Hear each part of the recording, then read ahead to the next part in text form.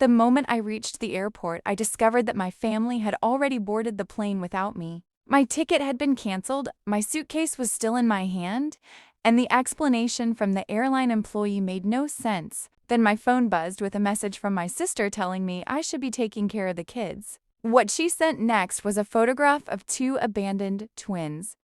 And within minutes, I realized that being left behind had never been an accident. My name is Claire, and until that morning, I believed my family trip was supposed to bring us closer together.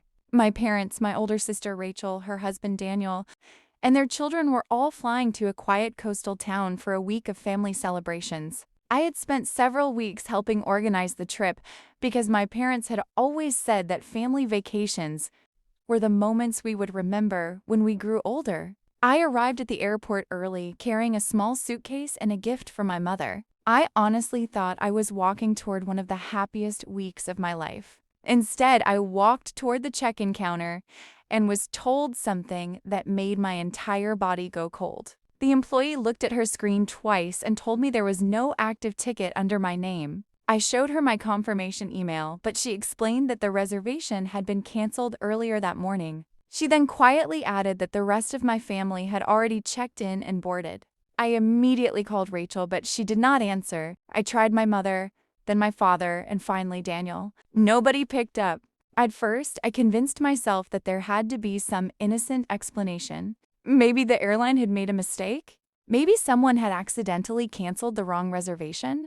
But then my phone buzzed. It was a message from Rachel. There was no apology and no explanation. She simply wrote that I should be taking care of the kids. I stared at the message several times because her children were supposed to be traveling with her. Then another message arrived, and this time there was an image attached. The photograph showed two little twins sitting together on the steps of an old building. They looked frightened and exhausted, and there was a small bag beside them. I had never seen those children before. Under the photograph, Rachel had written that I would understand everything soon. I called her again, but my calls went straight to voicemail. For the first time, I wondered whether my family had not forgotten me at all. Maybe they had deliberately left me behind because they needed me somewhere else. I contacted Rachel again from another phone, but she still refused to answer. Then I noticed something strange in the photograph.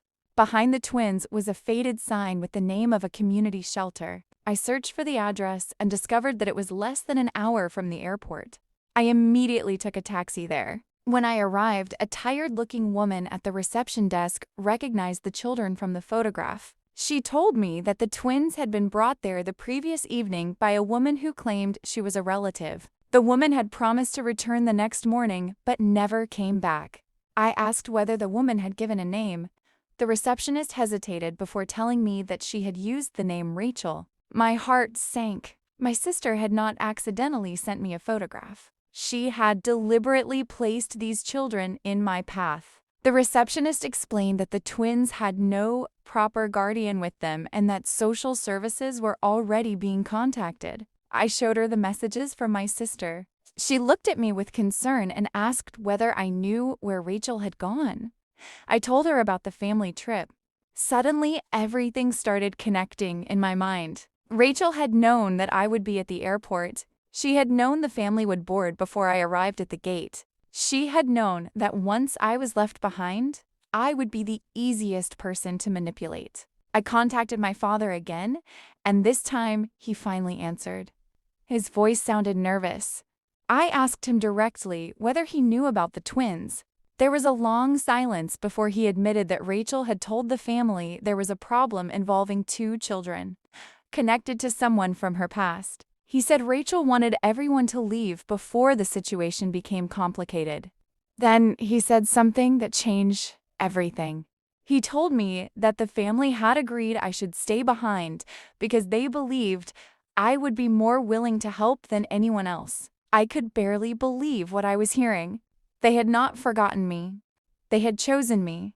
That evening, I found an envelope inside the small bag that had been left with the twins. Inside was a handwritten letter containing information about their mother. She had apparently been struggling financially and had trusted Rachel to help arrange temporary care for the children. Instead, Rachel had abandoned them at the shelter and expected me to become responsible for them. Then I found something even more disturbing. There were copies of messages showing that Rachel had told other relatives I was already aware of the situation. She had created a story in which I looked like the person who had volunteered to care for the twins. If the authorities asked questions, everyone could simply say that I had agreed to take responsibility. I refused to accept the role they had secretly assigned to me. Instead, I contacted the appropriate authorities and gave them every message, photograph, and document I had received. I also explained exactly what my family had done. Within days, the story began to unravel. Rachel finally called me. She sounded angry rather than sorry. She said I had embarrassed the family and accused me of making everything worse. I calmly told her that she had created the situation herself. She had left two vulnerable children at a shelter, canceled my ticket, and tried to make me responsible for her decision. Then my father called. This time, his voice was different. He apologized and admitted that the family had convinced themselves that forcing me to stay behind was easier than confronting Rachel. He said they thought I would eventually forgive them, but I told him forgiveness could never mean pretending nothing happened. The consequences came quickly. Rachel had to answer questions about what happened to the children, and the family had to explain why they had participated in the plan. The vacation they had been so determined to protect was canceled. The family returned home separately, and the secrets they had tried to hide became impossible to ignore. As for the twins, they were eventually placed somewhere safe while the authorities worked to determine the best long-term arrangement for them. I visited them several times, but I made sure that their future was handled through the proper channels, rather than allowing my family to turn me into an unwilling guardian. Months later, my mother apologized. She told me that leaving me behind had been one of the worst decisions the family had ever made.